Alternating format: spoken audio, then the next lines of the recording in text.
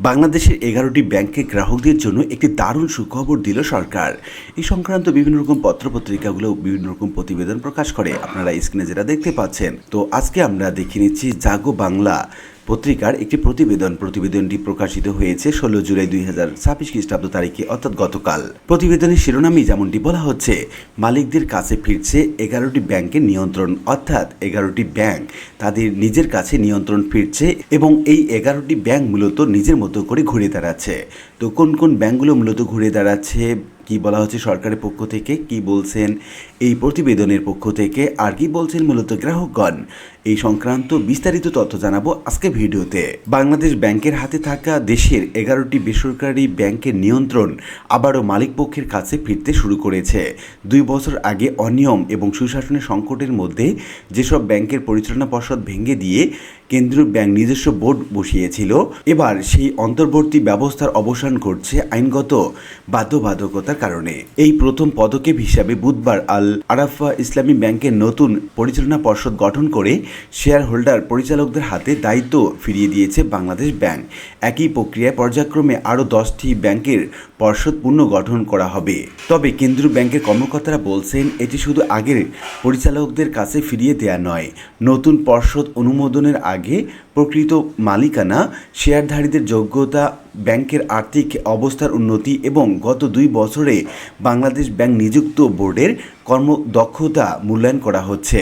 Company আইন 1991 এর 47/2 ধারা অনুযায়ী কেন্দ্রীয় ব্যাংক গঠিত পরিচালনা পর্ষদ সর্বোচ্চ 2 বছর দায়িত্ব পালন করতে পারে। ফলে যেসব ব্যাংকের 2 বছরের মেয়াদ শেষ হচ্ছে, সেগুলোর জন্য নতুন আইনি কাঠামো অনুযায়ী পরবর্তী ব্যবস্থা নেওয়া ছাড়া বিকল্প নেই। বাংলাদেশ ব্যাংকের একটি অভ্যন্তরীণ নথিতে দেখা যাচ্ছে, পর্ষদের 2 বছর মেয়াদে শেষ হওয়ার আগেই 3টি বিষয়ে সিদ্ধান্ত নেওয়া হয়েছে।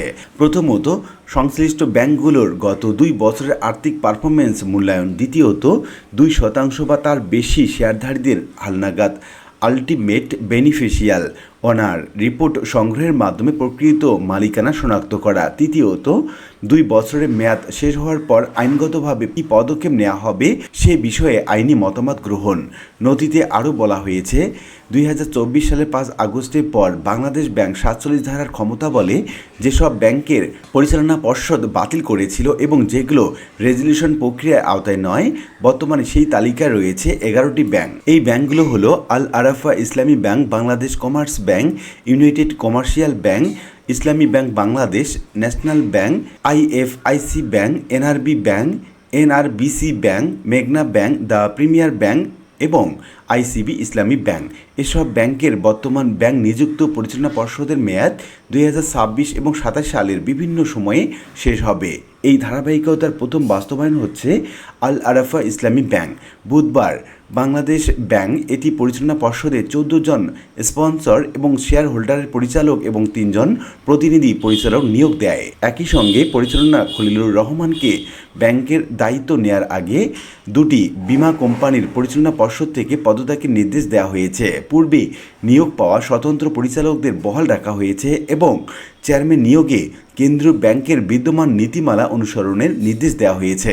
তবে পর্ষদের নিয়ন্ত্রণ শেয়ার হোল্ডারদের দিলেও নিয়ন্ত্রণ শিথিল করছে না কেন্দ্রীয় ব্যাংক। একই অভ্যন্তরীণ নথিতে কেন্দ্রীয় ব্যাংকের সংশ্লিষ্ট বিভাগগুলোকে প্রতিটি ব্যাংকের হালনাগাদ কুইক রিভিউ রিপোর্ট, সিআরআর এবং এসএলআর এর তথ্য, আরোপিত জরিমানা, বিভিন্ন সূচকের বর্তমান অবস্থা, এলসিডিউ, এক্সপোর্ট ওভারভিউ এবং ব্যাংক বা পরিচালনা পর্ষদ সম্পর্কে কোনো বিরূপ পর্যবেক্ষণ থাকলে তা জরুরি ভিত্তিতে জমা দিতে বলা হয়েছে। এসব তথ্যের ভিত্তিতে বাংলাদেশ ব্যাংক নিযুক্ত বোর্ডগুলোর কর্মমূল্যায়ন করা হবে। 2024 সালের আগস্টে রাজনৈতিক পট পরিবর্তনের পর দেশের একাধিক ব্যাংক ব্যাপক অনিয়ম, স্বার্থের সংঘাত এবং সুশাসনের সংকটের অভিযোগে বাংলাদেশ ব্যাংক ধারাবাহিকভাবে পরিচালনা পর্ষদ ভেঙে দেয় এবং নিজস্ব পরিচালক নিয়োগ দেয়। এই সিদ্ধান্তকে ব্যাংক খাতে সংস্কারের প্রথম ধাপ হিসাবে দেখা হয়েছিল। তো উল্লিখিত বিভিন্ন আলোচনা থেকে আমরা এটুকু বলতে পারি যে 2024 সালের 5 আগস্টের পর দেশে ব্যাংকিং খাতে যে বিবর্তন হয়েছে, বিভিন্ন রকম পরিবর্তন হয়েছে এবং বিভিন্ন 11টি ব্যাংকের মালিকানা মূলত সরকারের হাতে নিয়েছিল, সেই ব্যাংকগুলো মূলত নিজের পরিচালকদের কাছে ফিরিয়ে দেবে এবং ব্যাংকগুলো স্বতন্ত্রভাবে তাদের পরিচালনা করবে এবং এই ব্যাংকগুলো মূলত নিজের মতো করে ঘুরে দাঁড়াবে, এমনটি বিশ্বাস করেন বিশ্লেষকরা। আশা করি বিষয়টি বুঝতে পেরেছেন। আর আজকে ভিডিওটি এ পর্যন্ত। ভিডিওটি ভালো লাগলে লাইক কমেন্ট করতে ভুলবেন না। এরকম নিত্য নতুন ভিডিওর আপডেট পেতে অবশ্যই চ্যানেলটি সাবস্ক্রাইব করে রাখুন। সবাই ভালো থাকবেন, ধন্যবাদ।